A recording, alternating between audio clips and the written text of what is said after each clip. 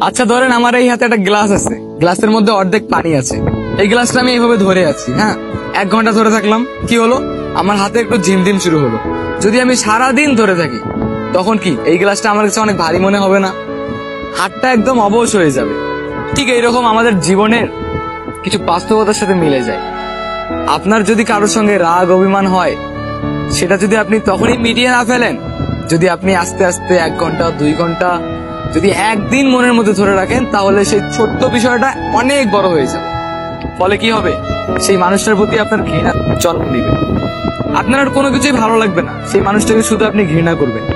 তাই বলছি, ওই যে গ্লাসটার কথা বললাম, এই গ্লাসে যে পানিটা ছিল, ওই পানিটা টুকুস করে ফেলে দেন, দেখবেন সমস্ত রাগ অভিমান একদমই শেষ হয়ে যাবে। আর আপনিও নিজে থেকে কখনো কষ্ট পাবেন। কথাগুলো মিলিয়ে নিয়ে